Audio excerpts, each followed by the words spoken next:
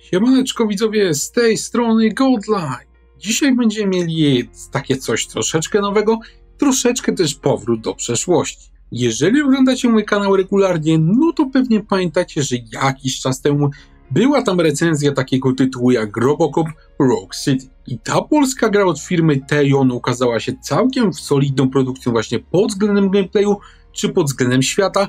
I to przyznam też mocno doceniłem. W tej grze bawiłem się naprawdę dobrze, natomiast niestety tutaj była jedna rzecz, która tą grę mocno niszczyła i to była jakość obrazu.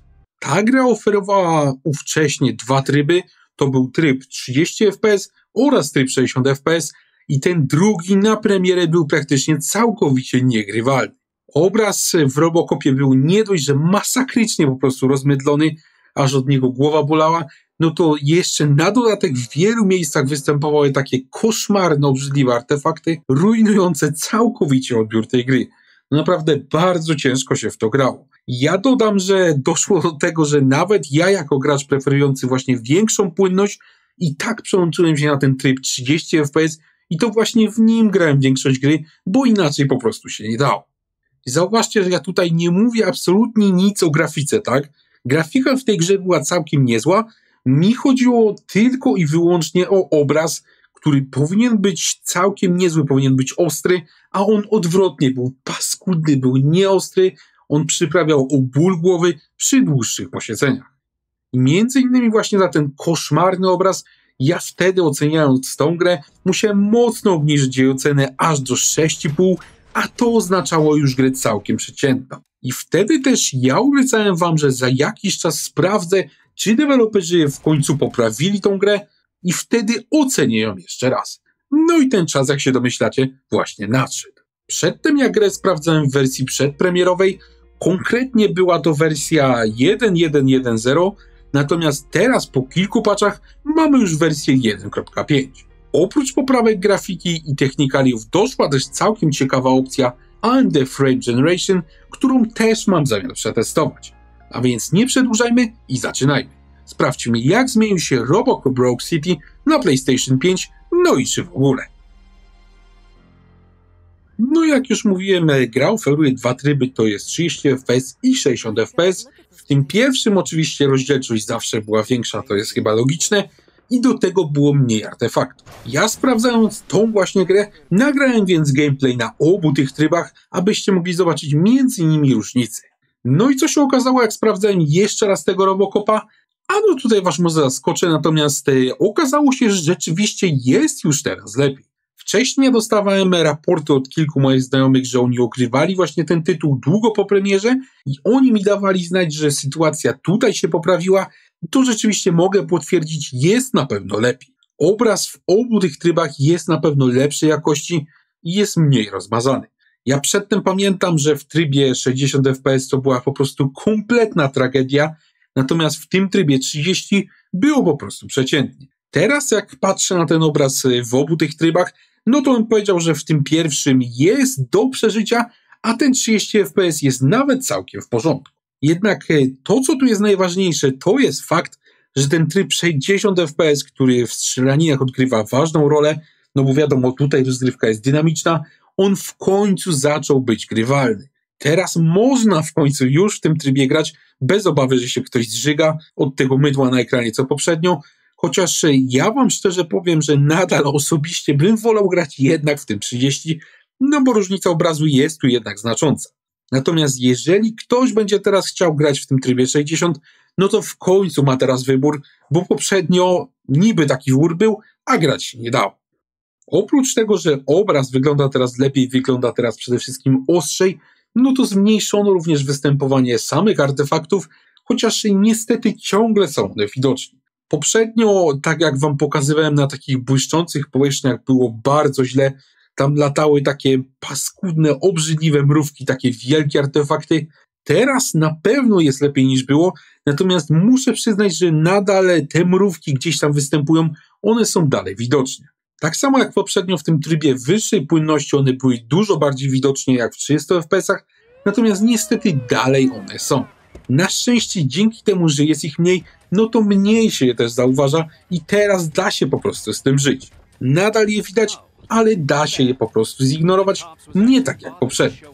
Oprócz tego, że były właśnie te mrówki, no to pokazywałem wam też przedtem takie paskudne artefakty strzelające na pół ekranu za każdym razem, jak zmieniało się ujęcie kamery. Czy tutaj jest lepiej? No jest dokładnie tak samo, jeżeli chodzi o mrówki. No jest tutaj też lepiej, natomiast tak samo jak z mrówkami, one dalej te artefakty występują. Jest więc ich po prostu mniej, one są mniej irytujące, natomiast nadal są, a szkoda, bo moim zdaniem można to było całkowicie poprawić. Ogólnie rzecz biorąc, pod względem jakości obrazu, jak sam widzicie, jest więc poprawa. Może nie ma tu takiegoś super efektu wow, że teraz ta gra wygląda ekstra, natomiast poprawa niewątpliwie jest i gra się w tą grę lepiej. Niestety jest też jedna rzecz, która może was rozczarować. Otóż ja testując grafiki na tym najnowszym patchu zwróciłem uwagę, że coś tutaj się jednak pogorszyło, a mianowicie wydajność. Ja postanowiłem zrobić tutaj pomiar i okazało się, że no nie jest teraz za wesoło. Żeby nie było niedomówienie, ten bank, który teraz widzicie na ekranie, to jest jedna z najbardziej wymagających lokacji w grze. Dużo się tu dzieje, jest tutaj duża zadyma, tam latają obiekty, jest dużo NPC-ów i ogólnie inne lokacje działają lepiej. Natomiast ja tą grę całą przeszedłem przed premierą i mogę wam zapewnić, że przedtem ten bank działa lepiej. Teraz jak sami widzicie, wydajność się pogorszyła, gra chodzi gorzej, natomiast w zamian polepszył się obraz. Więc tutaj jeżeli chodzi o Robocopa, to mamy w zasadzie taką wymianę, właśnie taki kompromis, coś za coś. Jedni z tego kompromisu będą zadowoleni, inni natomiast nie. Pytanie natomiast, czy ta wymiana właśnie, którą deweloperzy nam tutaj zaoferowali, czy ona w tej grze ma sens? Moim zdaniem tak, rzeczywiście to ma sens, bo obraz w tej grze był tak złej jakości, że tak jak mówiłem, czasami ciężko było w to grać. Teraz ten obraz jest lepszej jakości i nawet jeżeli przez to wydajność się pogorszyła, no to moim zdaniem i tak generalnie Robocop zapewnia lepsze doświadczenia niż na samym początku.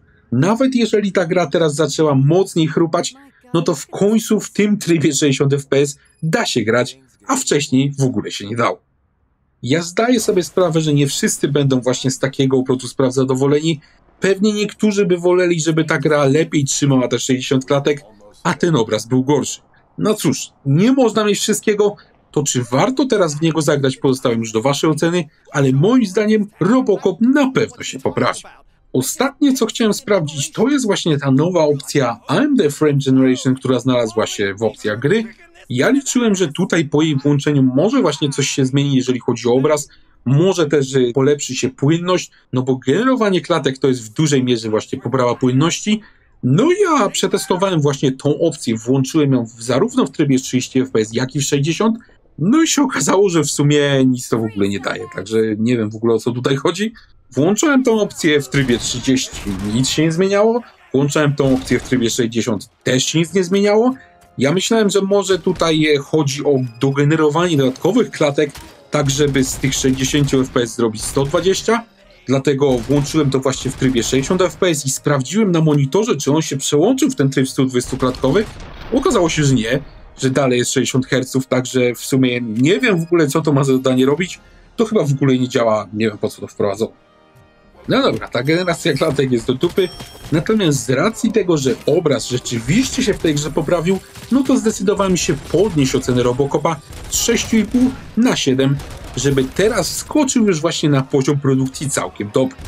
Ja przyznam, że finalnie liczyłem jednak troszeczkę więcej w tych patchach, miałem nadzieję, że tutaj będzie po prostu lepiej i deweloperzy pozbędą się większości tych problemów.